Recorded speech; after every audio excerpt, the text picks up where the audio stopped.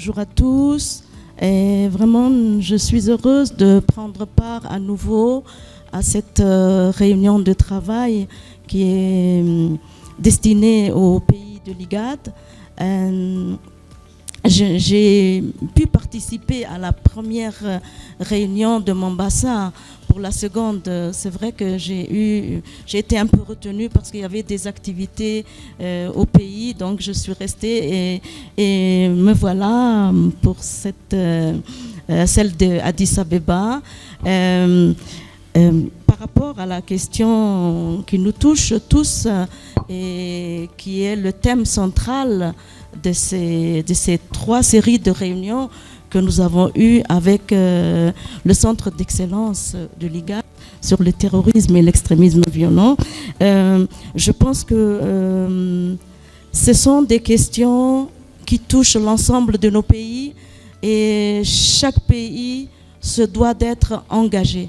Par rapport à notre pays, d'abord, à partir du moment où nous avons pris part aux premières réunions, nous avons établi un rapport que nous avons soumis au speaker, à notre speaker. Il a conscience de cela. Hein. C'est un ancien Premier ministre, donc très engagé dans la politique. Aujourd'hui, il est le président du Parlement.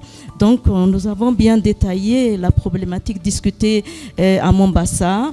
Donc, il en est conscient. C'est pour ça que nous revenons à chaque fois et participons à ces réunions. Je pense que il y a une collaboration certaine entre nos pays sur cette question et je pense que nous devons poursuivre cette collaboration parce que plus nous travaillons ensemble, plus nous irons loin. Nous irons loin dans nos engagements et il va y avoir des réussites. Et concernant notre pays est très engagé sur la lutte contre tout ce qui a trait au terrorisme. D'ailleurs, je disais, quand nous étions à Mombasa, nous avions plusieurs bataillons nommés Hill qui sont vraiment sur la pacification de la Somalie. Et cela se poursuit à tout moment. Cela se poursuivra jusqu'à ce qu'il n'y en ait plus de terroristes en Somalie et également les pays de notre région. Il y a vraiment une prise de conscience et cette prise de conscience doit rester intacte.